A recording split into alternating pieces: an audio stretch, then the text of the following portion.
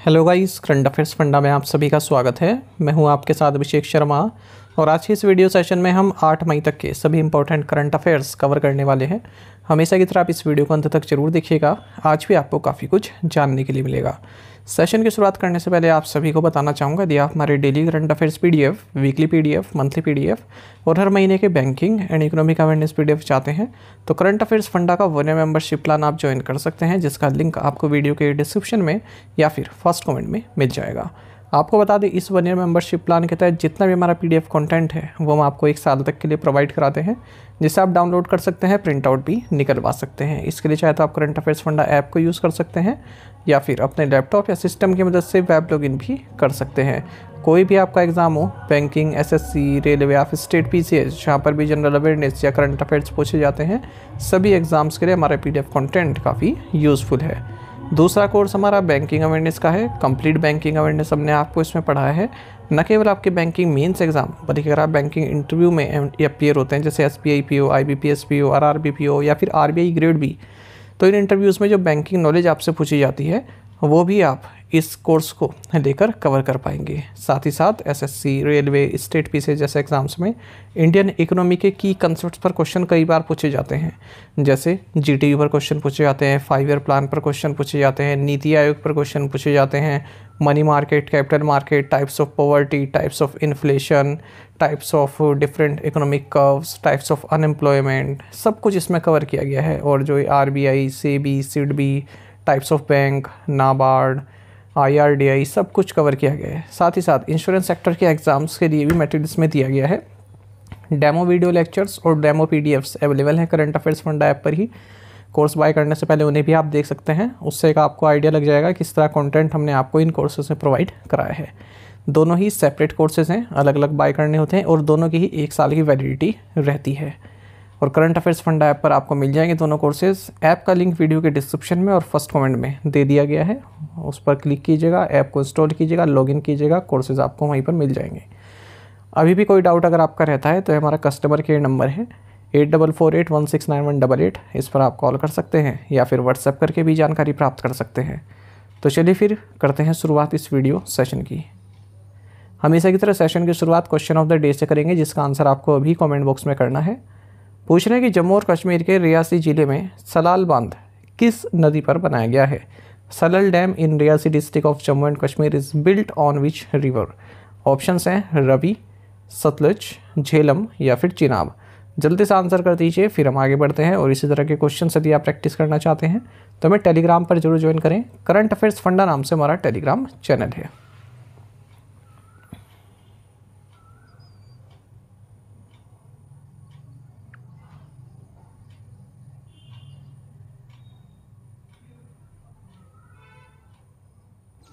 What is the name of the operation launched by the Indian Armed Forces targeting terrorist infrastructure in Pakistan and Pakistan occupied Jammu Kashmir? Pakistan और Pakistan occupied Jammu Kashmir में आतंकवादी बुनियादी ढांचों को निशाना बनाकर भारतीय सशस्त्र बलों द्वारा शुरू किए गए ऑपरेशन का नाम क्या है? ऑप्शंस आपके सामने हैं। सही आंसर ऑप्शन सी है, ऑपरेशन सिंदूर। इंडियन आर्म्ड फोर्सेस ने ऑपरेशन सिंदूर लॉन्च किया है, जिसके जरिए पाकिस्तान और पाकिस्तान ऑक्यूपाइड जम्मू एंड कश्मीर में जो टेररिस्ट इंफ्रास्ट्रक्चर हैं, जहां से टेररिस्ट अटैक करते हैं, भारत में प्लान करते हैं, उन सभी को नष्ट कर दिया गया है। कुल मिलाकर 9 ऐसी साइट्स थी जिन्हें टारगेट किया गया है। और आप जानते ही हैं कि पहलगाम टेररिस्ट अटैक हुआ 22 अप्रैल 2025 को, जिसमें 25 इंडियंस और एक नेपाली सिटीजन का मर्डर कर दिया गया। तो उसी के बाद ऑपरेशन सिंदूर लॉन्च किया गया भारत के द्वारा। Which of the following countries recently concluded a free trade agreement with India in May 2025? हाल ही में निम्नलिखित में से किस देश ने मई 2025 में भारत के साथ मुक्त व्यापार समझौता किया है? ऑप्शंस आपके सामने हैं। सही आंसर ऑप्शन डी है, यूनाइटेड किंगडम। भारत और यूनाइटेड किंगडम ने फ्री ट्रेड एग्रीमेंट साइन किया है, साथ ही डबल कंट्रीब्यूशन कन्वेंशन पैक्ट को भी साइन किया है 6 मई को। और जो 3 साल से निगोशिएशन चलते आ रहे थे फ्री ट्रेड एग्रीमेंट को लेकर, वो पूरा हुआ। इस एग्रीमेंट से क्या होगा, जो दोनों ही देशों के बीच बायलैटरल ट्रेड है उसमें 2024 से लगभग 25.5 बिलियन पाउंड का इंक्रीज़ देखने के लिए मिलेगा। अभी दोनों देशों के बीच में 42.6 बिलियन पाउंड का बिजनेस होता है। 2024 तक का अगर हम बात करें, भारत ब्रिटेन का 11th लार्जेस्ट ट्रेडिंग पार्टनर रहा पिछले साल। FTA क्या होता है? जनरली दो या इससे अधिक कंट्रीज़ में जब कोई FTA साइन किया जाता है, फ्री ट्रेड एग्रीमेंट, तो दोनों ही देश एक दूसरे जो आयात करते हैं सामान का, उस पर जो टैरिफ हैं वो काफ़ी कम कर देते हैं या फिर शून्य भी कर देते हैं। गुड्स एंड सर्विसेज दोनों पर होता है ये। अच्छा, जैसे विस्की है, इन टैरिफ से हैं, ये 150% से घटकर 75% हो जाएंगे, और इस ये डील जब 10वें वर्ष में होगी तब 40% हो जाएगी विस्की वगैरह पर। और आप जानते ही हैं भारत वर्ल्ड का लार्जेस्ट विस्की मार्केट है, सबसे ज़्यादा यूनाइटेड किंगडम से ही विस्की आती है, तो वो जो है यहाँ पर काफ़ी सस्ती हो जाएगी। इंडियन प्रोडक्ट जैसे textiles, apparel, footwear, carpet, marine goods, grapes, mangoes, इन्हें बेनिफिट मिलेगा यूनाइटेड किंगडम के मार्केट में। डबल कंट्रीब्यूशन कन्वेंशन भी साइंड हुआ है दोनों कंट्रीज़ के बीच में। इससे जो इंडियन वर्कर्स हैं, जो उनके एम्प्लॉयर्स हैं, उन्हें कोई भी सोशल सिक्योरिटी फीस देनी नहीं पड़ेगी यूनाइटेड किंगडम में 3 साल तक। What is India's rank out of 193 countries on the human development index? 2025 मानव विकास सूचकांक पर 193 देशों में से भारत का स्थान क्या है? ऑप्शंस आपके सामने है। सही आंसर ऑप्शन बी है, 130। देखिए, भारत ह्यूमन डेवलपमेंट इंडेक्स में बेहतर हुआ है रैंकिंग में। 193 देशों में 130वीं रैंक भारत की है 2025 ह्यूमन डेवलपमेंट रिपोर्ट में, जिसका टाइटल रहा a matter of choice, people and possibilities in the age of AI। इसको रिलीज़ किया है यूनाइटेड नेशंस डेवलपमेंट प्रोग्राम ने, UNDP। यहाँ से क्वेश्चन बनता ही है जब भी ये रिलीज़ होती है रिपोर्ट। तो भारत का जो HDI है 2022 में 0.676 से बढ़कर 2023 में 0.685 हो गया, और Bharat medium human development category में रखा गया है। भारत में जो लाइफ एक्सपेक्टेंसी है वो भी बढ़ी है।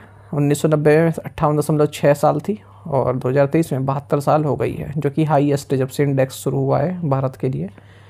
अच्छा, जो एक्सपेक्टेड ईयर्स ऑफ स्कूलिंग है ये लगभग अनचेंज रहा है, 12.96 से 12.95 ईयर्स हो गया है। वहीं मीन ईयर्स ऑफ स्कूलिंग जो है इसमें इंक्रीज देखने को मिला है, 6.57 से बढ़कर 6.88 ईयर्स हो गया है। इंडिया के जो gross national income per capita है ये भी लगभग 4 गुना बढ़ा है, 2167.22 $US से बढ़कर 9046.76 $US हो गया है। अगर हम 1990 और 2023 को कंपेयर करें, 135 मिलियन इंडियंस को मल्टी डायमेंशनल पॉवर्टी से बाहर निकाला गया है 2015-16 से लेकर 2019-21 के बीच में। जो भारत में इनइक्वालिटी है उसकी वजह से इंडिया का जो HDI है वो 30.7% रिड्यूस होता है। पाकिस्तान की रैंक 168वीं है, नेपाल की 145वीं है, श्रीलंका की 89th है, बांग्लादेश की भी सेम HDI रैंक है जो भारत की है 130। भूटान भारत से ऊपर है 125वें नंबर पर, चाइना भी ऊपर है 78वें नंबर पर, US 17वें नंबर पर। जेंडर डेवलपमेंट इंडेक्स भी इसी के साथ लॉन्च होता है, और उसमें भारत की रैंकिंग 102 है।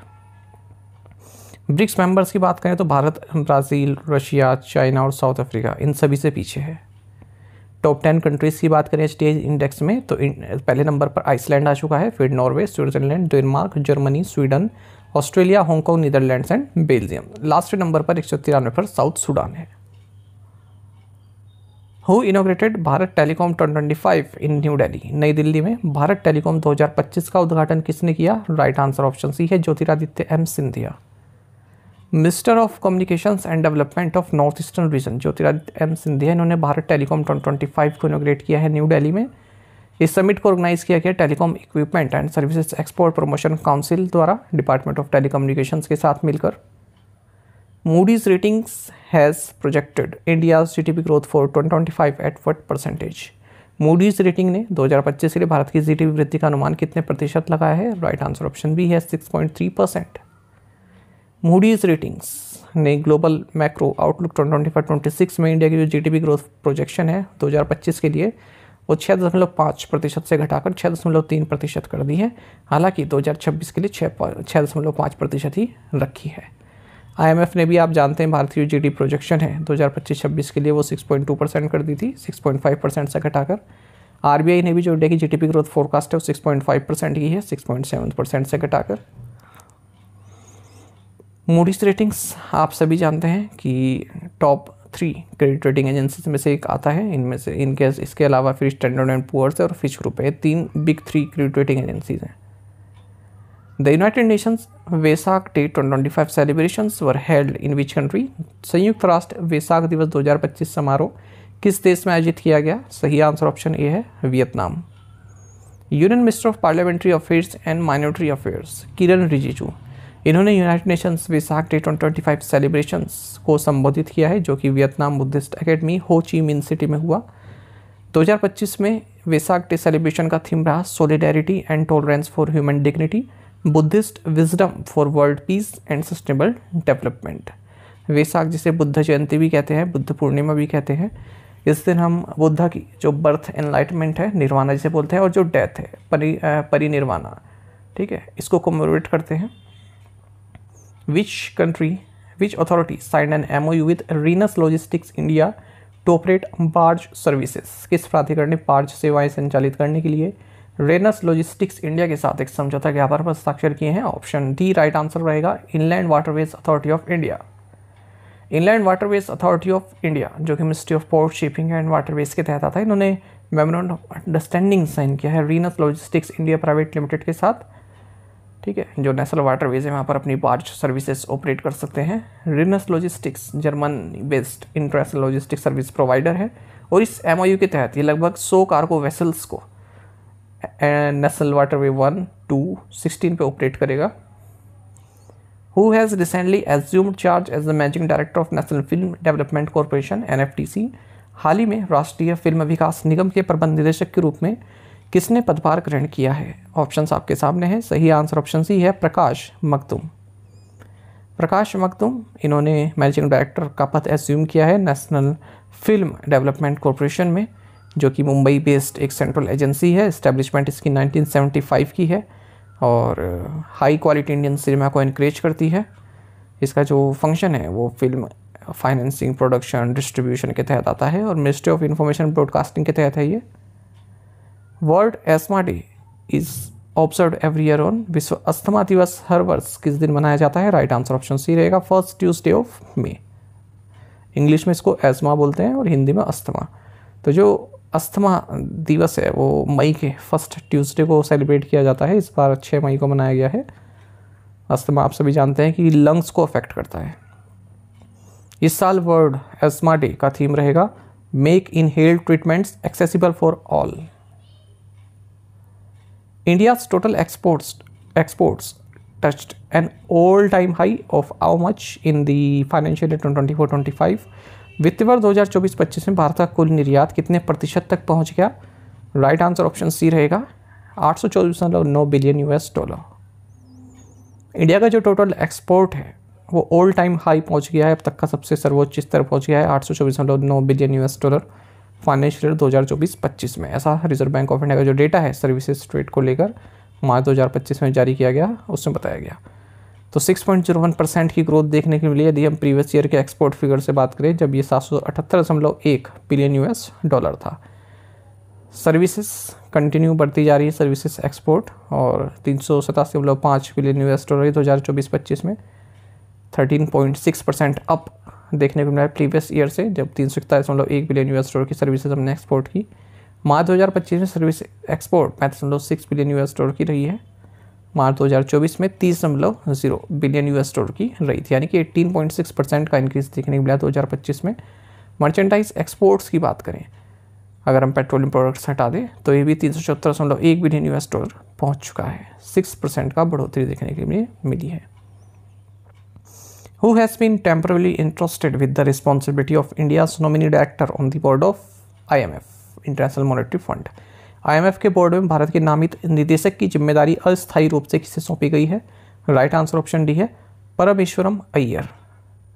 परमेश्वरम अय्यर जो कि एग्जीक्यूटिव डायरेक्टर है वर्ल्ड बैंक में, इन्हें इंडिया का नॉमिनी डायरेक्टर टेम्परेरी नियुक्त किया गया है। इंटरनेशनल मॉनेटरी फंड का जो बोर्ड होता है, डायरेक्टर ऑफ बोर्ड, उसमें। और इनको क्यों नॉमिनेट किया गया है? क्योंकि जो अब तक भारत के थे KV सुब्रमण्यम, उन्हें टर्मिनेट कर दिया है भारत सरकार ने 6 महीने पहले ही। 3 साल का टेन्योर उनका पूरा होने वाला था। IMF में एग्जीक्यूटिव डायरेक्टर थे वो भारत के। जो एग्जीक्यूटिव बोर्ड होता है IMF का, इसमें 25 डायरेक्टर्स होते हैं, ठीक है, जो मेंबर कंट्रीज़ हैं उनके द्वारा इलेक्ट किए जाते हैं। और भारत 4 कंट्री कॉन्स्टिट्यूशन में आता है, यानी कि बांग्लादेश, श्रीलंका, भूटान को सबको भारत ही रिप्रेजेंट करता है। Who became the first batter in IPL history to smash 6 consecutive sixes? IPL इतिहास में लगातार 6 छक्के लगाने वाले पहले बल्लेबाज कौन बने? राइट आंसर ऑप्शन सी है रियान पराग। राजस्थान रॉयल्स के captain Riyan Parag first batter बन गए हैं आईपीएल की हिस्ट्री में जिन्होंने 6 कॉन्जिक्यूटिव सिक्सेस लगाए हैं। ठीक है, लगातार 6 छक्के लगाए। तो कोलकाता नाइट राइडर्स के अगेंस्ट खेलते हुए पहले इन्होंने 5 बॉलों पर मोइन अली को लगाए, फिर जो नेक्स्ट ओवर इनके पास आया वरुण चक्रवर्ती का, उन पर लगाया। तो मतलब एक ही ओवर में लगाए, 2 बॉलर को लगाए, लेकिन लगातार लगाए जो इन्होंने बॉल्स खेली। 5 कॉन्जिक्यूटिव सिक्सेस लगाए इन्होंने। ठीक है, वैसे अगर देखें एक ओवर में, लेकिन ओवरऑल 6 लगाए इन्होंने लगातार। 5 कॉन्जिक्यूटिव सिक्सेस आईपीएल में क्रिस गेल, राहुल तेवतिया, रविंद्र जडेजा, रिंकू सिंह ये सब लगा चुके हैं। Who won the CCI billiards classic title in Mumbai? Mumbai में CCI बिलियर्ड्स क्लासिक का खिताब किसने जीता? राइट आंसर ऑप्शन ए है, माफ़ कीजिएगा, ऑप्शन सी है, पंकज आडवाणी। ऑप्शन सी, पंकज आडवाणी ने अपना तीसरा CCI बिलियर्ड्स क्लासिक टाइटल जीत लिया है। ध्रुव सितवाला को 5-2 से हराया है मुंबई में खेले गए फाइनल में। इससे पहले 2023 और 24 में भी जीत चुके हैं। प्राइज मनी इनको मिली है 2.5 लाख रुपए, वहीं सितवाला को मिली है 1.5 लाख रुपए। Rajasthan is set to join India's first cheetah reintroduction project which is currently operational in which state? Rajasthan Bharat की पहली चीता पुनरुत्पादन परियोजना में शामिल होगा, जो वर्तमान में मध्य प्रदेश राज्य में चालू है। देखिए, राजस्थान इंडिया की जो फर्स्ट चीता रीइंट्रोडक्शन प्रोजेक्ट है, जो मध्य प्रदेश में ऑपरेशनल है, इसका हिस्सा बनेगा एक वाइल्ड लाइफ कॉरिडोर जो कि 17,000 स्क्वायर किलोमीटर का है, बनाया जा रहा है दोनों ही राज्यों में। और जहाँ पर जो चीता है, ठीक है, वो दोनों ही राज्यों का जो कॉमन एरिया है उसमें घूम सकते हैं आराम से। तो पलपुर कूनो नेशनल पार्क और गांधी सागर सेंचुरी मध्य प्रदेश, ये लिंक किया जाएगा Mukundra hills tiger reserve Rajasthan के साथ। तो राजस्थान के जो 7 डिस्ट्रिक्ट हैं, कोटा, बूंदी, बारन, झालावाड़, सवाई माधोपुर, करौली, चित्तौड़गढ़, ये सब इस प्रोजेक्ट में शामिल होंगे। Zaakpay, which received RBI's authorization to function as an online payment aggregator, is a subsidiary of which Indian company? Zaakpay, जिसे ऑनलाइन भुगतान एग्रीगेटर के रूप में कार्य करने के लिए RBI का प्राधिकरण प्राप्त हुआ है, किस भारतीय कंपनी की सहायक कंपनी है? राइट आंसर ऑप्शन डी है, one MobiKwik systems. Reserve bank of India ने सर्टिफिकेट ऑफ ऑथराइजेशन ग्रांट किया है ज़ाक ई पेमेंट सर्विसेज प्राइवेट लिमिटेड यानी कि ज़ाकपे को, जो कि सब्सिडरी है वन मोबीक्विक सिस्टम की, कि ये ऑनलाइन पेमेंट एग्रीगेटर के तौर पर कार्य कर सकता है। तो रिजर्व बैंक ऑफ इंडिया जो ये ऑनलाइन पेमेंट एग्रीगेटर का ऑथराइजेशन प्राप्त देता है कंपनीज को, वो payment and settlement systems act 2007 के तहत देता है। Which Hyderabad based company unveiled the world's first AI powered gold melting ATM? Hyderabad स्थित किस कंपनी ने दुनिया के पहले AI संचालित गोल्ड मेल्टिंग ATM का अनावरण किया है? राइट आंसर ऑप्शन सी है, गोल्ड सिक्का।